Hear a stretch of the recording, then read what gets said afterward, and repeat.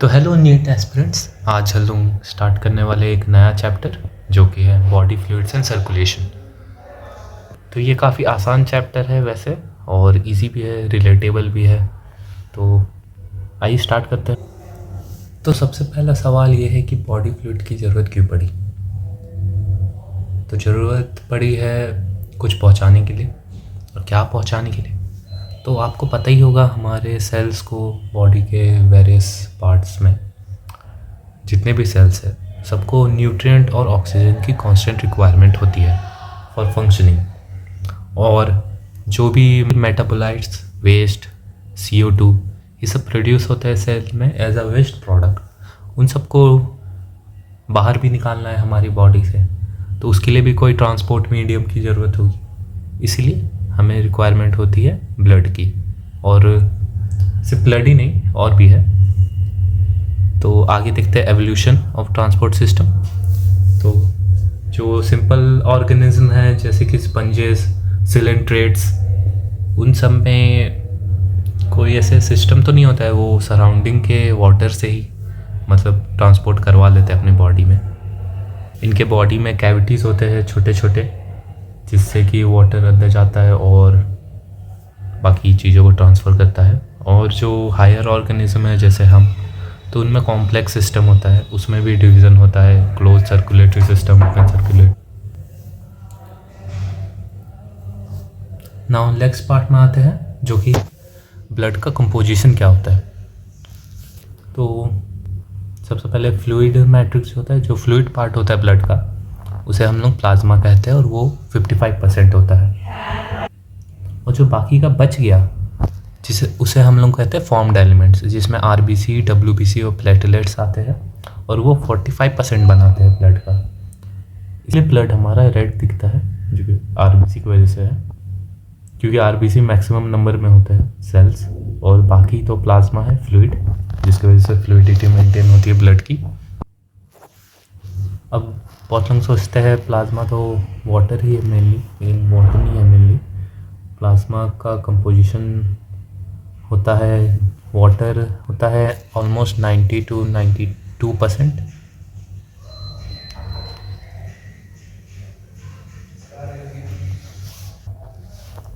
और बाकी चीज़ हम लोग पढ़ते हैं आगे, जैसे कि इसका ये कलरलेस नहीं होता है, इसका कलर आपको याद रखना है, ये होता है स्ट्रॉ कलर फ्लूइड।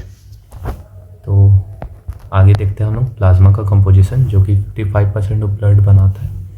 उसमें 90 to 92% वाटर होता है, बाकी प्रोटीन्स होता है। प्रोटीन 3 तरह के होते हैं जो आपको याद रखना है, इंपॉर्टेंट है। पहला तो फिब्रिनोजन आ जाएगा, दूसरा ग्लोबुलिन्स, और तीसरा एल्ब्यूमिन्स। हम जब पढ़ते थे तो हम इसे याद रखते थे एज फ्राइड गोभी आलू। थोड़ी अजीब ट्रिक है पर याद हो जाता है, फ्राइड गोभी आलू से फिब्रिनोजन, ग्लोबुलिन और आलू मतलब एल्ब्यूमिन। तो इनके फंक्शन याद रखना। पहले तो फिब्रिनोजेन, जो कि फाइबर जैसा साउंड कर रहा है, तो ये क्लोटिंग और कोगुलेशन में मदद करेगा, क्योंकि फाइबर्स का नेटवर्क चाहिए रहता है, फिब्रिनोजेन करता है। ग्लोबुलिन, ग्लोबुलिन आपका G से ग्लोबुलिन, ग्लोबुलिन है G से ग्लोबुलिन, और G से गार्ड। तो ये डिफेंस मैकेनिज्म में हेल्प करेगा। और ऐसे भी याद रख सकते हैं, ग्लोबुलिन गॉबलिन जैसा साउंड कर रहा है, तो गॉबलिन ज़्यादातर लोअर ये होता है डीमंस, जो कि गार्ड का काम करते हैं। और फिर एल्ब्यूमिन, एल्ब्यूमिन तो आप लोगों ने सुना ही होगा, प्लाज्मा प्रोटीन है, जो कि ऑस्मोटिक बैलेंस में काम आता है। और इसके अलावा प्लाज्मा में होता है मिनरल्स जैसे सोडियम, कैल्शियम, इस तरह के, और न्यूट्रिएंट्स होते हैं, ग्लूकोज, अमीनो एसिड, गैसेस होते हैं, वेस्ट, मेटाबोलाइट्स, ये सब प्लाज्मा में होता है।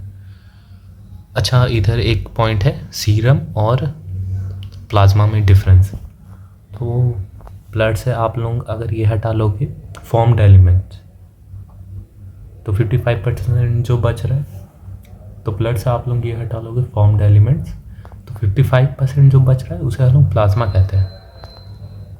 पर प्लाज्मा में से भी अगर हम लोग निकाल लेंगे क्लॉटिंग फैक्टर, मतलब इसमें अभी क्लॉटिंग फैक्टर तो बचा ही है ना, जैसे ये क्लॉट होता है ब्लड, जैसे फिब्रिनोजन के वजह से और अलग अलग क्लॉटिंग फैक्टर्स, ये अगर हटा लेंगे हम लोग प्लाज्मा में से भी क्लॉटिंग फैक्टर हटा लेंगे ना, तो प्लाज्मा माइनस क्लॉटिंग फैक्टर, तब बनेगा हमारा सीरम। ये याद रखना है। देन हम लोग आते हैं नेक्स्ट टॉपिक पे, जो कि है फॉर्म्ड एलिमेंट्स, जिसमें आरबीसी मेजर है और डब्ल्यूबीसी और प्लेटलेट्स आते हैं। तो सबसे पहले आता है हमारा एरिथ्रोसाइट, जिसे हम लोग आरबीसी भी कहते हैं। तो काउंट है इसका 5 से 5.5 मिलियन, ये मिलियन है मतलब 10 lakhs में। और ये थ्रोम्बोसाइट जिसे प्लेटलेट कहते हैं, इनका काउंट है 1.5 से 3.5 लाख है बस, और यह 10 लाख। और फिर हमारा आएगा हमारा ल्यूकोसाइड, जो कि डब्ल्यूबीसी है, इनका काउंट होता है थाउजेंड्स में, मतलब रूल ऑफ थाउजेंड्स है इधर, आपको याद रखना है। जैसे कि मतलब 10 का मल्टीपल में एरिथ्रोसाइट सबसे ज़्यादा, ल्यूकोसाइट उससे कम, थ्रोम्बोसाइट उससे कम, और ल्यूकोसाइट सबसे कम। और जानते हैं आरबीसी तो सबसे पहले हीमोग्लोबिन कंटेन करता है। हीमोग्लोबिन क्या होता है? आयरन कंटेनिंग मॉलिक्यूल, जो कि ऑक्सीजन ट्रांसपोर्ट में हेल्प करता है। इसका लाइफ स्पैन 120 डेज़ होता है। और ये बनता कहाँ है? ये तो पता ही होगा ज़्यादातर को, हमारे बोन मैरो में बनता है मैक्सिमम, और बच से पहले भी लिवर वगैरह ये सब में, तो वो सब याद नहीं रखना है, अभी बोन मैरो में यहाँ बनता है। और एक बात, आरबीसी में न्यूक्लियस नहीं होता, इन्यूक्लिएट होता है मतलब आरबीसी। और इनका शेप होता है बाइकनकेव शेप। बाइकनकेव मतलब डोनट खाया होगा आपने, तो इमेजिन करिए डोनट है, लेकिन उसके बीच में जो छेद है वो नहीं है, बस बीच से पचका हुआ है। बाइकनकेव क्यों होता है? क्योंकि ये मैक्सिमम सरफेस एरिया प्रोवाइड करता है ये शेप गैसेस एक्सचेंज के लिए, और लो ऑक्सीजन टेंशन में रेजिस्टेंस भी प्रोवाइड करता है, मतलब आरबीसी रप्चर होने से भी बचाता है। अब एक हीमोग्लोबिन का नॉर्मल रेंज आप लोग याद कर लीजिए।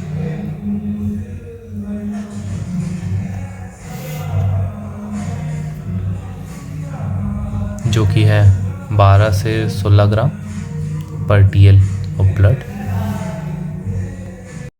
थोड़ा थ्रोम्बोसाइट के बारे में जान लेते हैं, जो कि है प्लेटलेट्स हमारे। तो ये कैसे बनता है? तो एक सेल होते हैं मेगा कैरियोसाइट्स, जिसे हम लोग बोलते हैं, उनके सेल फ्रेगमेंट से बनता है। जब मैच्योर होते हैं तब वो बनाते हैं प्लेटलेट्स। काउंट तो मैंने बता ही दिया, 1.5 से 3.5 लाख पर mm3। फंक्शन क्या है? ये रिलीज़ करते हैं सब्सटेंस जो कि क्लॉटिंग में, कोगुलेशन में मदद करते हैं। तो मतलब अगर इनका काउंट कम हुआ तो क्लॉटिंग डिसऑर्डर्स होंगे, सिंपल सा बात है। देन नेक्स्ट आते हैं हम लोग डब्ल्यूबीसी, जिसे हम लोग ल्यूकोसाइट बोलते हैं। तो इसका क्लासिफिकेशन 2 हिस्से में है, जो कि ग्रेन्युलोसाइट्स और ए ग्रेन्युलोसाइट्स। तो ग्रेन्युलोसाइट्स आप लोग क्या समझ रहे हैं? ग्रेन्युलोसाइट मतलब ऐसे सेल्स जिसमें ग्रेन्यूल्स होंगे। ये आप लोग देख रहे हैं छोटे छोटे छोटे छोटे ये ग्रेन्यूल्स हैं, इन्हें हम लोग ग्रेन्युलोसाइट्स बोलते हैं। और यहाँ कोई ग्रेन्यूल्स नहीं दिख रहे हैं सेल में, तो यहाँ कोई ग्रेन्युलोसाइट्स नहीं है। तो ग्रेन्युलोसाइट्स में आता है न्यूट्रोफिल, साइनोफिल और बेसोफिल, मतलब जिसमें फिल है। फिल मतलब फिल्ड जैसे साउंड हो रहा है, फिल्ड मतलब कुछ से भरा हुआ है, तो उसे हम लोग बोलते हैं ग्रेन्युलोसाइट्स, मतलब उसमें ग्रेन्यूल्स फिल्ड है, ऐसा आप लोग याद कर सकते हैं। फिर ए ग्रेन्युलोसाइट्स मतलब इसमें ग्रेन्यूल्स नहीं है।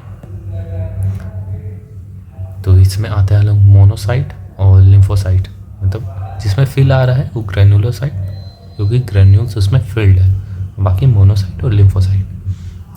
अब इनका परसेंटेज आपको याद करना पड़ेगा।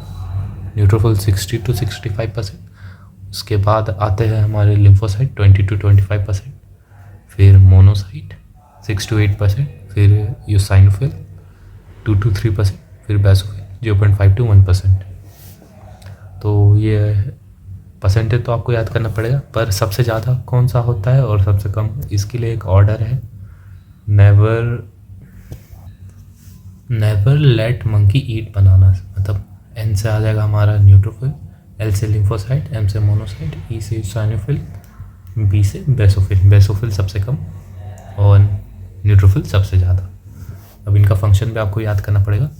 न्यूट्रोफिल फेगोसाइटिक होता है और हमारा यूसाइनोफिल एलर्जिक रिएक्शन में हेल्प करता है।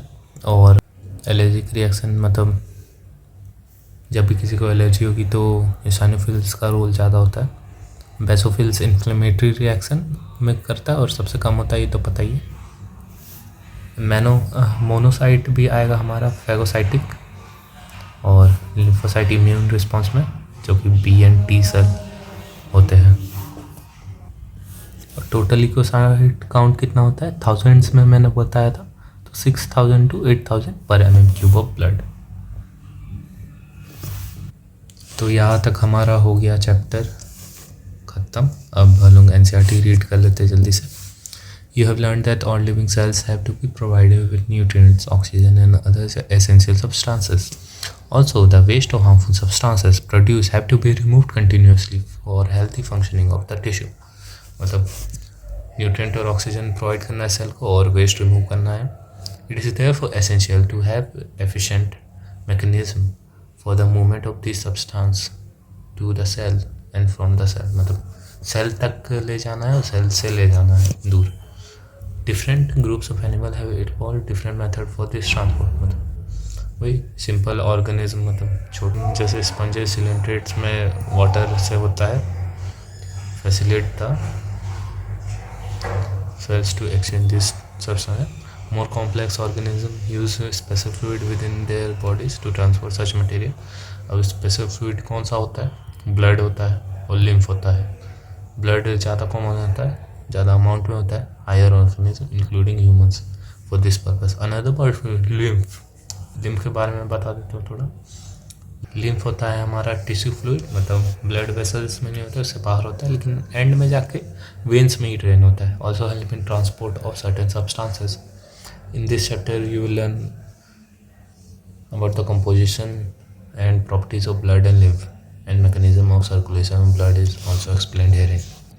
ब्लड क्या होता है, ये डेफिनेशन याद कर लीजिएगा। Blood is a special connective tissue consisting of fluid matrix plasma and formed elements. Definition तो अच्छे से याद करनी है। प्लाज्मा क्या है, plasma straw coloured, straw colour याद रखना है, कलरलेस नहीं होता है। विस्कस फ्लूइड मतलब पानी जैसे नहीं होता, थोड़ा थिक होता है, उससे थिक क्यों होता है, प्रोटीन्स और सब्सटेंसेस की वजह से। कंस्टिट्यूटिंग नियरली 55% ऑफ ब्लड, 55% होता है। अब प्लाज्मा में क्या क्या होता है, 90 to 92% of plasma is water and protein contribute 6 to 8% of it. Protein का 3 नाम इम्पॉर्टेंट है, याद कर लीजिएगा, फिब्रिनोजेन, ग्लोबुलिन और एल्ब्यूमिन। फंक्शन याद करना है आपको, ट्रिक्स मैंने बता दी है। फिब्रिनोजेन, वैसे और एक प्रोटीन होता है, यहाँ कोई टीचर हो सकता है आपको पढ़ाए, प्रोथ्रोम्बिन भी होता है एक, वो लिख ही देता हूँ।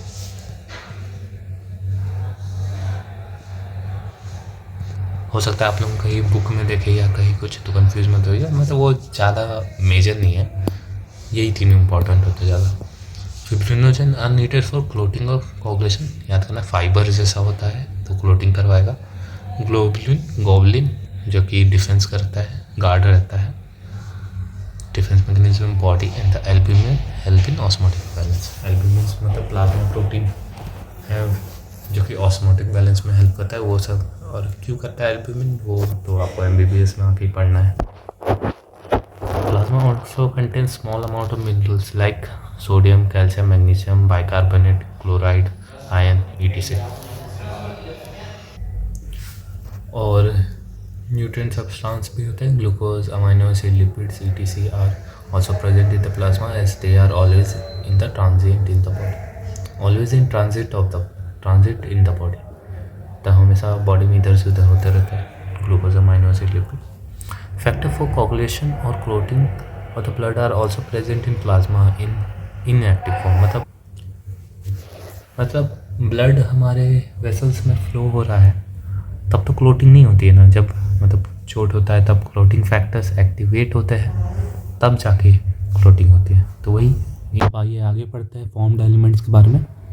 Erythrocytes, leucocytes and platelets are collectively formed called formed elements and they constitute nearly 45% of the blood. 55% plasma होता है, 45% फॉर्म्ड एलिमेंट। एरिथ्रोसाइट्स, सबसे पहले आरबीसी के बारे में पढ़ते हैं।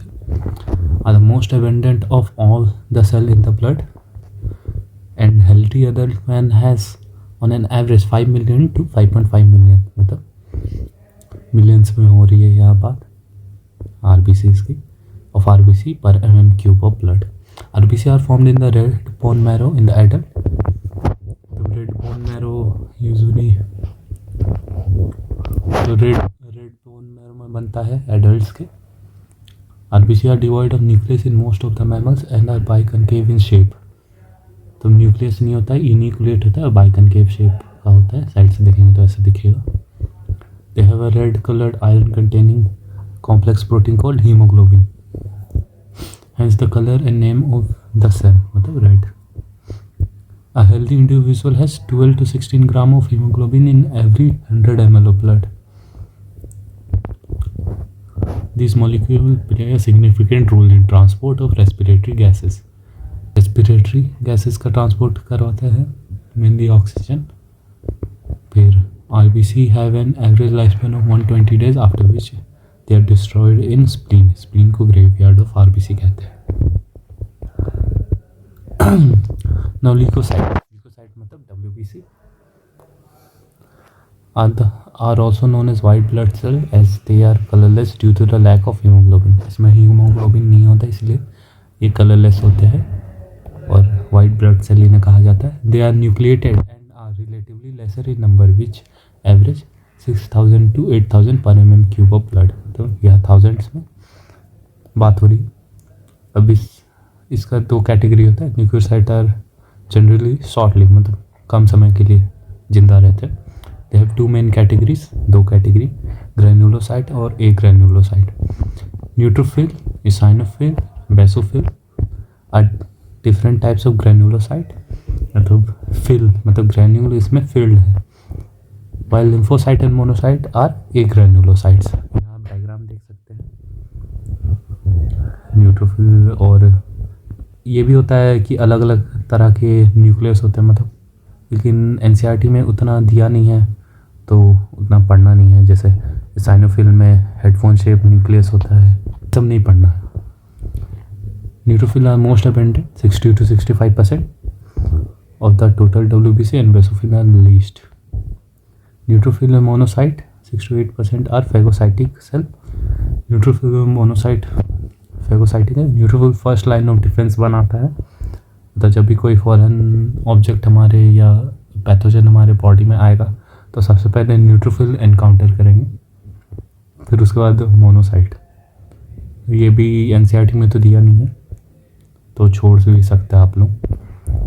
मोनोसाइट का परसेंटेज 6 to 8% और न्यूट्रोफिल मोनोसाइट दोनों फैगोसाइटिक होते हैं, मतलब फॉरेन ऑर्गेनिज्म को डिस्ट्रॉय करेंगे हमारे बॉडी में जो आ रहे हैं। Basophil secrete histamine, serotonin and heparin. Basophil का ये काम है, मतलब इन्फ्लेमेशन में हेल्प करेगा। Are involve inflammatory reaction. Eosinophil 2 to 3% resist infection and are also associated with allergic reactions। Lymphocyte 20 to 25% are of two major types, B and T forms. Both B and T lymphocyte are responsible for immune response of the body। Platelet also called thrombocyte। Thrombocytes बोलते हैं platelet को, मतलब thrombosis करवाता है, मतलब blood का coagulation. Are cell fragment produced from megakaryocytes specified in the bone marrow। Megakaryocyte से produce होता है, याद रखना है आपको। Blood normally contain 1.5 lakh to 3.5 lakh, मतलब इधर लैक्स में, आरबीसी मिलियन में और WBC थाउजेंड्स में प्लेटलेट पर mm³। Platelet can release a variety of substances most of which are involve in coagulation और क्लोटिंग ऑफ द ब्लड। मतलब कोगुलेशन और क्लोटिंग में हेल्प करता है। A reduction in the number can lead to clotting disorder, which will lead to excessive loss of blood from the body. तो platelet कम होंगे तो clotting disorder होता है, जैसे हमारा डेंगू वगैरह में ज़्यादा कम हो जाते हैं प्लेटलेट काउंट, तो एक्सेसिव ब्लड लॉस होगा बॉडी में, हेमरेज वगैरह इंटरनल। तो इसी के साथ ये टॉपिक भी ख़त्म हो गया। पहले आगे पढ़ते रहिए और थैंक यू वीडियो देखने के लिए। लाइक शेयर और सब्सक्राइब ज़रूर करिएगा।